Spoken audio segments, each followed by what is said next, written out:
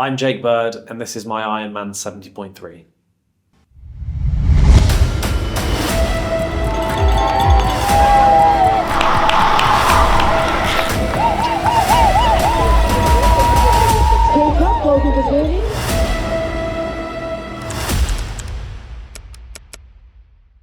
Come on, let's go!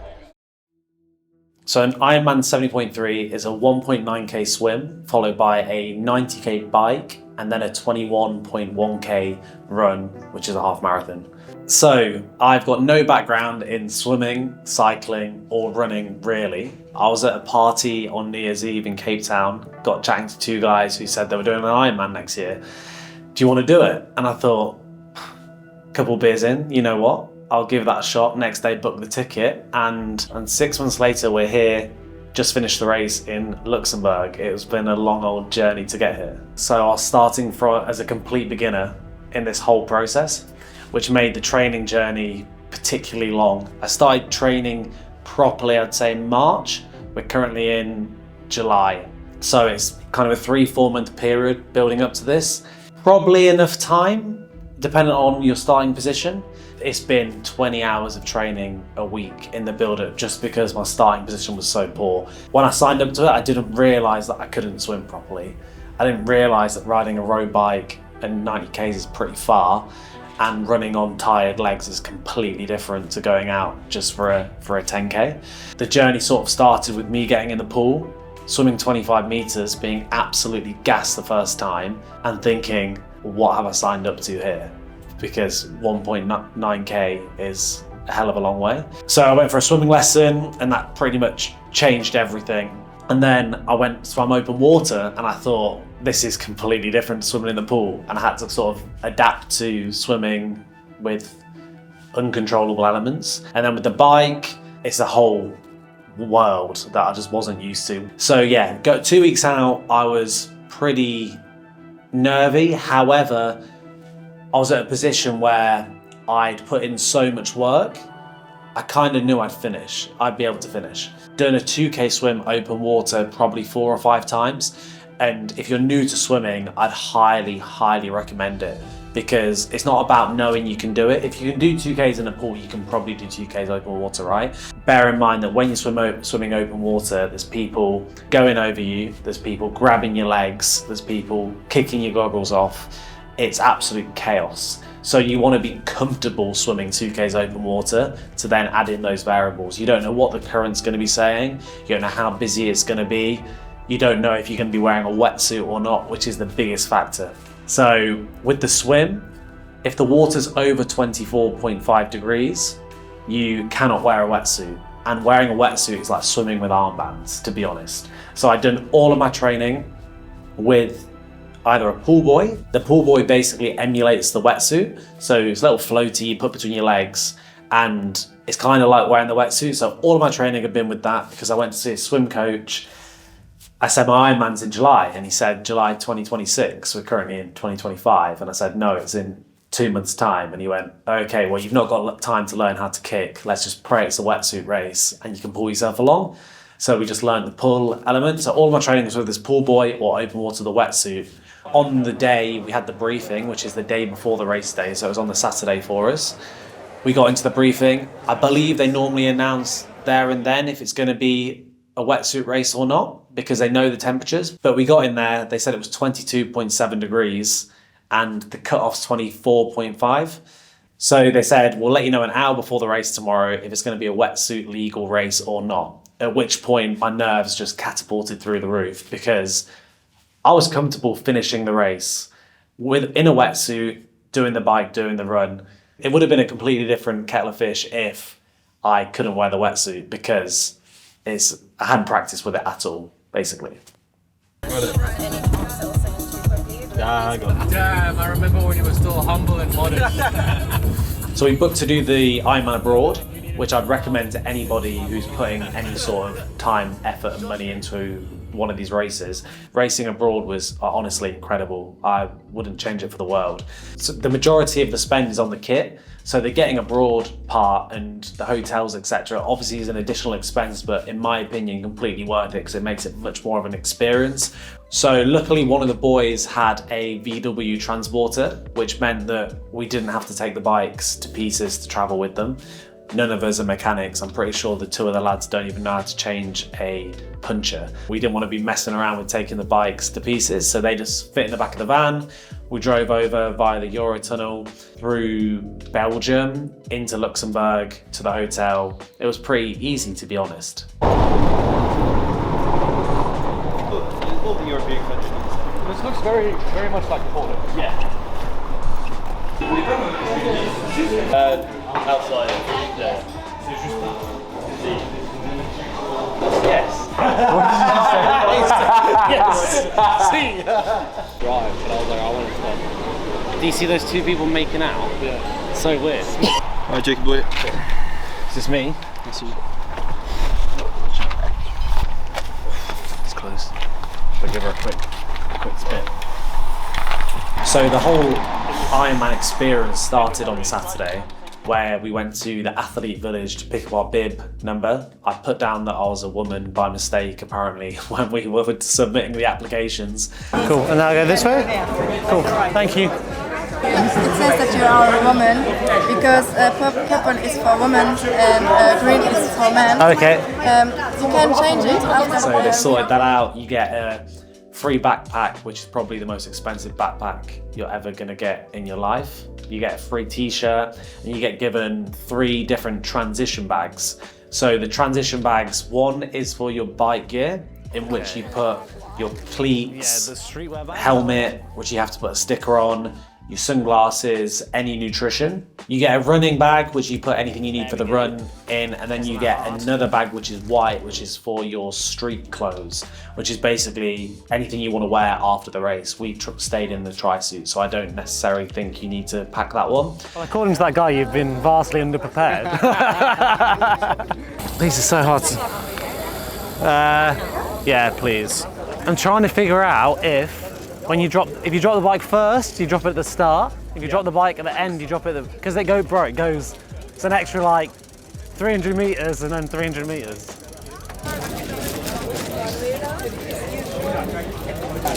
What do you need for the run? Just trainers and whatever you're using to hold your gel. you have to wear that on the bike, you know? Yeah, no, I know. Okay. Yeah, but I've got a separate running belt as well. Okay. Yeah, it's chaos now. I think that's everything, you know? The gel shit I feel I can just sort tomorrow. We went to a briefing the day before, so we picked up the bibs and everything, and then we sat down in a probably 30-degree hot marquee. It's gonna be so hot tomorrow. I'd say maybe 1,500 athletes, where the lady went through a presentation of all of the rules that you had to follow when you do an Ironman. I have no idea if there's the same for other triathlons, but there's a million rules and they have a card system. So basically you can get penalised for a bunch of things out on the course, which was completely overwhelming and somewhat unnecessary. I think the main thing to know is you're not allowed to draft on the bike, which basically means following somebody directly behind. They do say that, but everybody was doing it. I was trying to stick to that rule until I got passed by a massive peloton of people flying past, and I thought, oh, you know what, this will probably be fine, and does help massively, so I can see why they don't want you to do it. And then we packed the bags, hung the bags up, we dropped the bike off, and we left ready to come back on race day.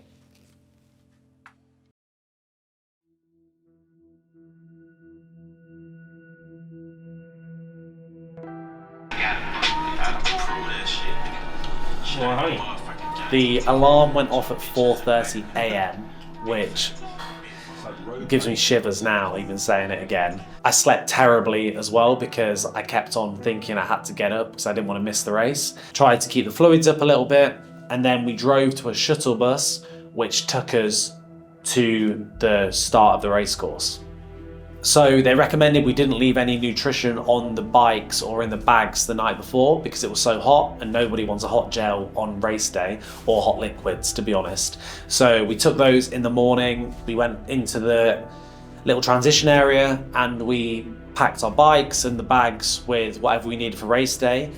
Sweet, so just got to drop the nutrition and that on the bike. We've got 2 bottles with some sort of powders in. I think one's electrolyte and the other one, it's like a bit of a carb mix maybe? I can't remember which one's which. I'm probably gonna have to look back at the footage. I worked this out last night, and then they all mixed. So for the bike, we're gonna do 80 grams of carbs an hour, apparently. 80 grams of carbs an hour? Yeah. I know, bro. So we're gonna start with that, and then the chew. That's 80. This the second hour of the bike. This the third hour of the bike. Probably better just having more on the bike than less, do you think? Apple Watch thinks I'm working out already. That's all good, eh? Yep. You can probably tell by opening these what's in it. Smell it. Okay, that's the. Okay, I know now. That's the orange one.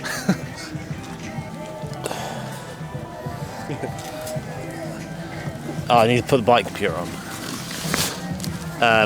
My bike computer's down there, I need to go get it. Cool. The bike computer's down there, but we'll go do the nutrition bags and then we'll come back. Yeah? And at this point, we heard the announcer say that it was going to be a wetsuit legal race, which me and the 2 of the boys, honestly, we hugged and celebrated like we literally just finished the race because we knew for us that was the biggest dub ever coming. And don't zip it all the way down.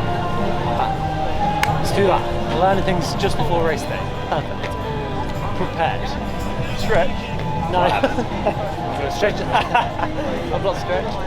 What's that? This shit gets tighter and tighter every time I wear it, I swear. So for anybody doing their first Ironman, on the swim start line, you're going to be waiting for ages if you're not a strong swimmer. So I went and put myself in the 40 to 50 minute category. There's basically categories, I think they vary per race, but you approximate your swim finish time.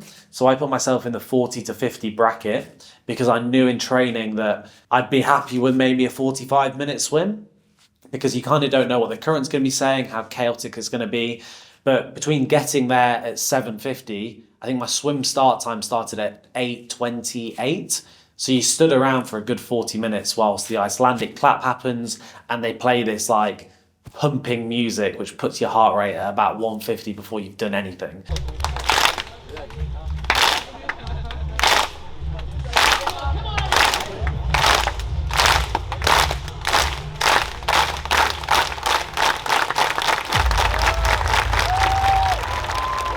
Yeah, pretty intimidating atmosphere, but again, brilliant to take in before you get going. So then we had the swim. I went over the start line and got in the water, and the water was warm, which is why they probably didn't want us to wear a wetsuit.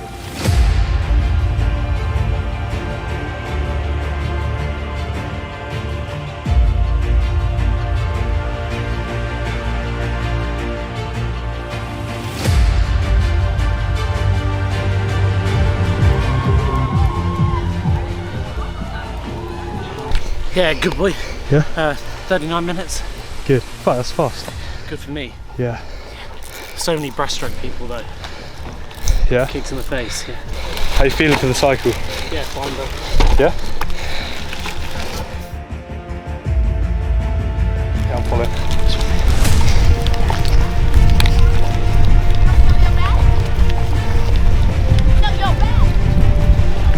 I reckon this might be the wrong lane. One to the left. And then it's on the right. No, further. Stop.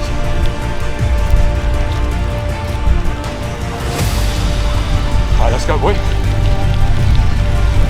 There.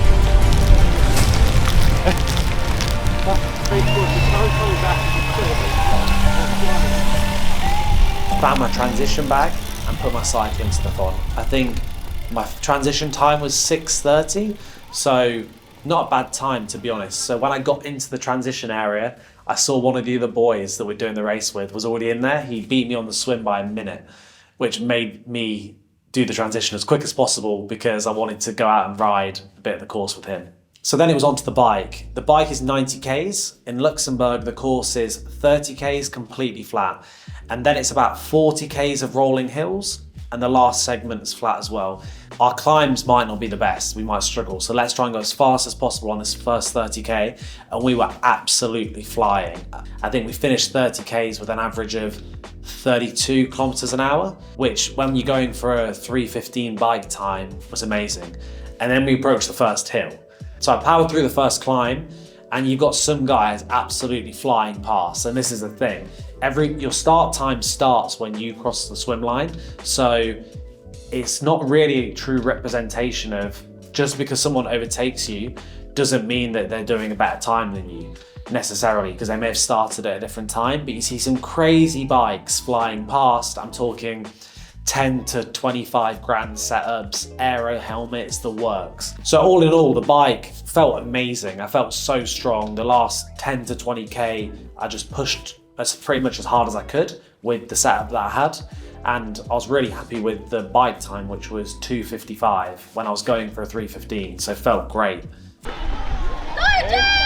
So they say an Ironman is split into 3 parts, but in reality it's split into 4, with the 4th being nutrition. So remembering to fuel yourself properly when you're talking about like a 5-hour plus race realistically as an amateur is absolutely crucial. So I practiced this in training quite a lot and ended up landing on about 80 grams of carbs an hour, which meant having either a gel, a chew, or some sort of bar every 30 minutes. So it's kind of an easy thing to remember. So I fueled the bike pretty much perfect. I think in training, it's so crucial to practice this because I realized very quickly that the gels would go down fine on the bike, but as soon as I got to the run, my stomach was in pieces. So with a bit of playing around in training, I realized that 2 gels was at my absolute max in a row, and I needed something solid in between those. So these little Rice Krispie bars were an absolute treat. And also sometimes you just want a solid. You don't want to be taking in all of these liquids. With the hydration, I basically had 2 bottles of electrolytes, and then there's hydration stations and fueling stations every so often, depending on the course, and they give you really nice Ironman bottles. So my plan was to buy 2 bottles off Amazon, which I was then going to ditch and pick up 2 of the good bottles, which are either filled with water or electrolytes, and I think some of them had a carb mix as well. So you just pick them up on the bike and you just put them in your bottle cages and off you go. So we finished the bike, went into transition 2. You basically have to dismount of the bike, run it into the transition area because you're not allowed to cycle in there, drop it off, and then go and get changed into your run gear. On the bike the whole time, I was desperate for the toilet, and everyone would be telling me, just do it on the bike. And I was thinking, I'm not too sure about that. Tried to do it on the bike, turns out it's really difficult to do whilst you're cycling at say 30 Ks an hour and you're really stressed out. So I went into the transition area, got changed, saw my time, and I was pretty happy with the position I was in, knowing that I'm an okay runner throughout training. If I hadn't gone to the toilet, it might have come out at 4 or 5 minutes-ish, but for me, the discomfort on the run was just like not gonna happen. So it was worth just taking the extra time, not stressing out, and then just going on to the run.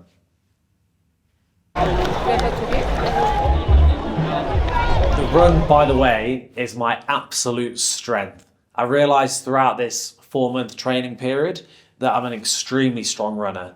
So we were clocking like a 19-minute 5K, a 40-minute 10K, and a 1:32 half marathon, which is a really decent time.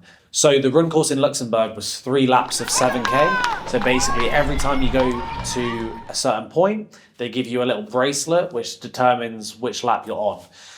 So I thought I was good at running. The first K, fired out the blocks, realized very quickly my heart rate's through the roof.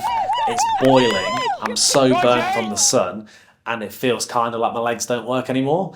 So I slowed it down to a comfortable pace. I think I found my good pace at around 3 to 4 Ks in. Stuff started feeling a bit more normal, but again, it was so tough. My legs were so heavy. But because the bike felt so good, I changed my race strategy mid-ride, and I thought, you know what, I feel great on the bike. Let's hammer the bike as fast as I can.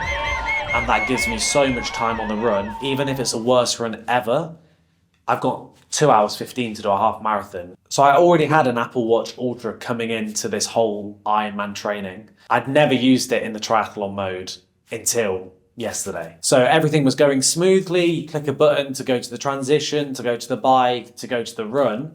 Everything was fine. I clicked to go to the run and it's in miles, but the course is in kilometers.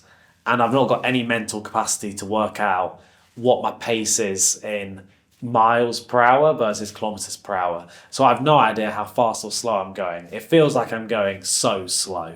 Just tried to find a comfortable pace, but there's markers on the course. So you'll go past the marker because it's a lapped course and the marker might be 5K and then 100 meters later it might say 18K. And there's no more demoralizing feeling than you're going past the 5K marker, but then the guy next to you might be going past the 18 and I'm thinking, oh, I'd love to be going past that one right now. I'd honestly love it. So carried through the run and there's nutrition stations dotted around everywhere. There's a decent crowd throughout the majority middle section of the run course. And for me mentally, it was so hot that I was just running shower to shower. There were these outdoor kind of lukewarm showers dotted around. I was so hot, so sunburned. So I used that as motivation to get through, and then we're on to the final lap. And I'd just gone past that 18-kilometer sign. And in my head, previously, I was like, at this point, I'm gonna be buzzing. 2.1 Ks left at that point. Felt like the longest 2.1 Ks I've ever ran in my entire life. My body was completely done, had nothing left to give. But then we got to the sign which said, finishers to the left.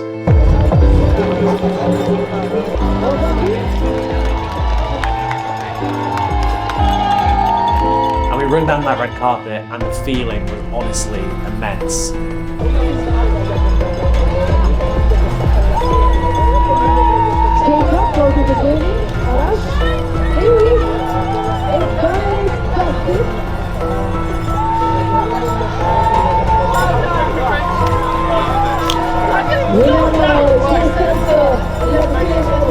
Come on! Let's go! That run was hard. Yeah. Calories burned, yes.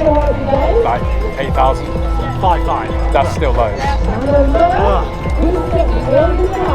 We've done it, baby. 20 minutes under the goal.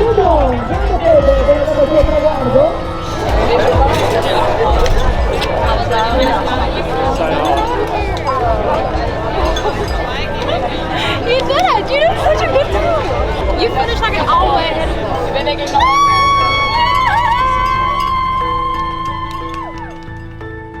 4 months of training, all of the time, all of the work, all of the investment that I put in to go past this finish line honestly felt incredible. Swim went, bro, 39 minutes, I think. Yeah, it was Swim. nuts. Yeah, it was nuts. I don't know how. 37. 37? I think so, yeah.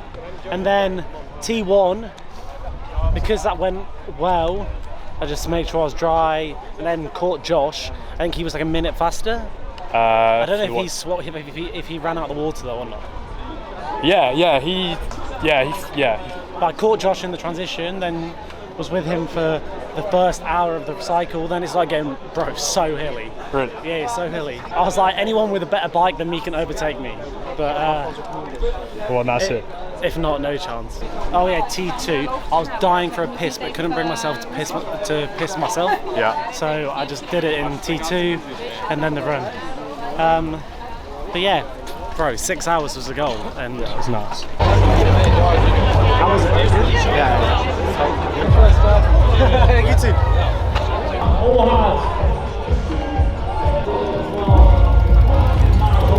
It was actually alright. Now I've got over it. Let's go, baby! Let's go!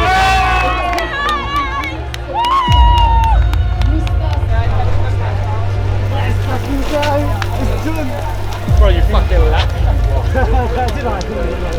I just saw a bird on the back. I was like, fuck. So overall thoughts, the event was incredible. Definitely the best experience I've ever had. But at the same time, it's by far the hardest thing that I've ever done. Crossing that finish line, the feeling was just immense, like so emotional, but so worth it. It just made all of the hours and all of the sacrifice I'd put in worth it for that moment alone. I knew I'd put the work in to be able to finish the race, especially given I was wearing a wetsuit.